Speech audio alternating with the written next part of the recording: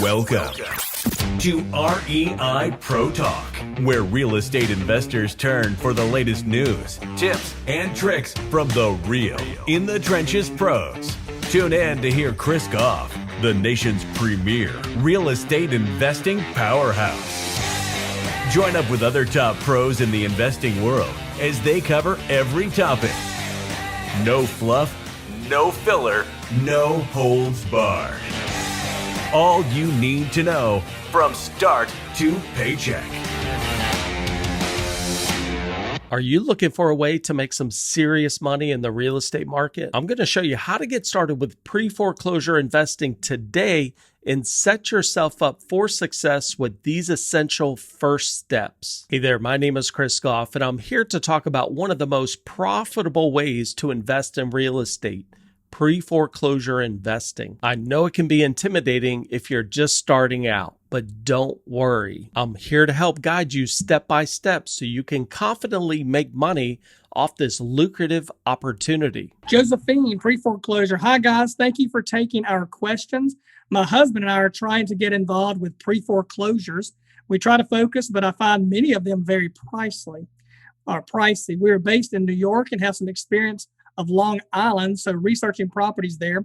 Any concrete advice on how to screen our deals?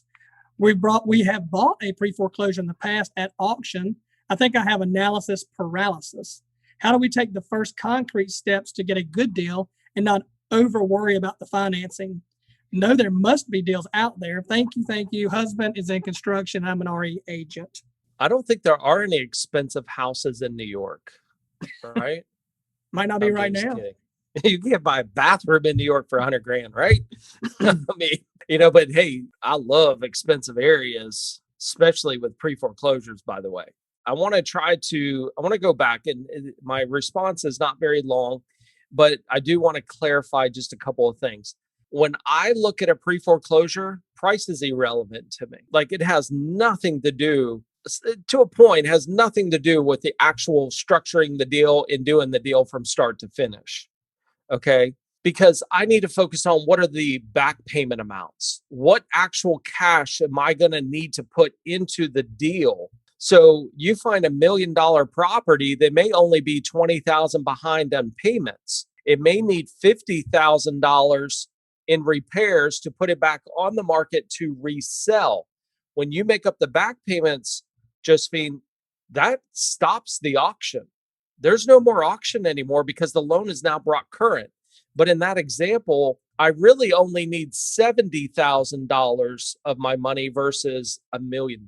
You know, I know you mentioned here you had bought a pre-foreclosure at auction, but when you buy a property at auction, you're really paying the minimum bid or whatever bid that you won in full.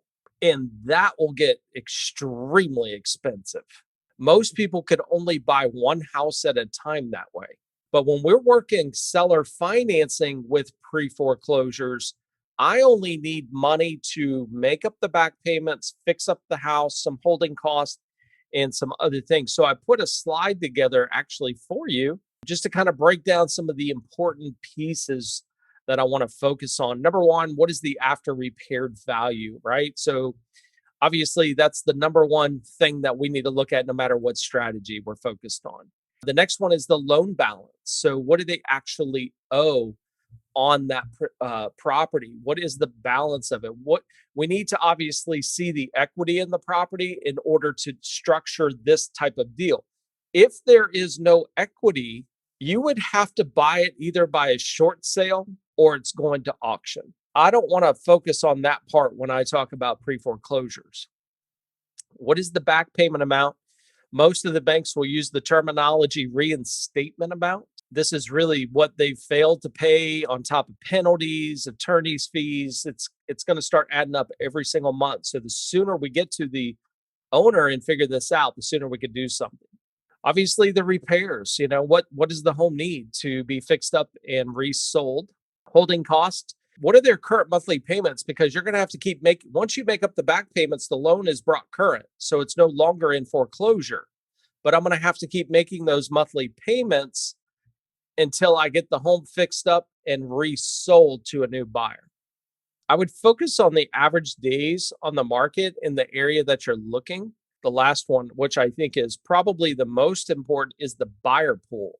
So if I go buy an expensive property, I guess my only concern would be how many buyers are looking to buy a home like this at this price point.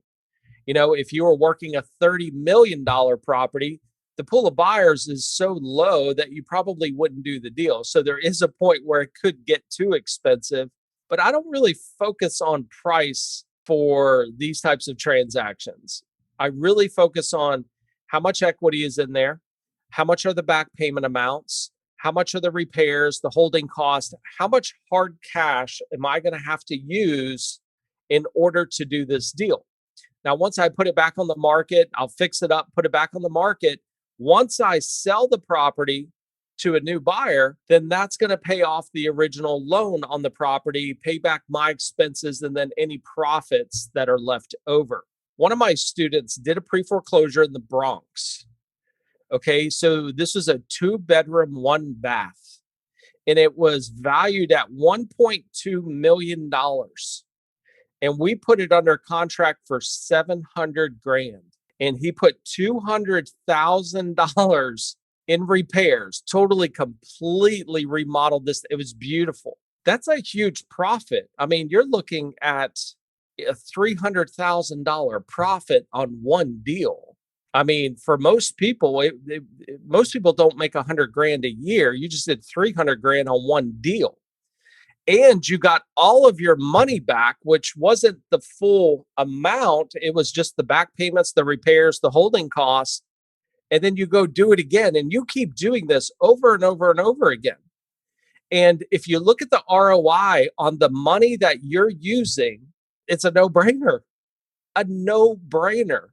Because if you did that, if you put in, let's just say you put in $100,000 of your own money and you made, let's just say $50,000 on one deal. So you got all your 100 back, plus you made $50,000. If I did that 4 times in 1 year, what would the return on investment be if you made, that would be $200,000 profit and you got all your money back? It's a home run. And that's what I love about pre-foreclosures. And just think about all the people you're helping out there. So if you haven't already, I would definitely be getting into our training in the education center and go through that whole pre-foreclosure training series, because that is really going to help guide you, exactly how much money do we really need to do a pre-foreclosure? And I think that might be an extremely valuable resource for you. So, well, really, the whole education center is valuable. That's why we put it out there for everybody. Well, I like to think so, since I do the education, but you never know, right? Thanks for listening to REI Pro Talk. If you've ever wanted to jump into the real estate game, get started with the #1 software for real estate investors on the planet, REI Pro. Start for free at www.myreipro.com.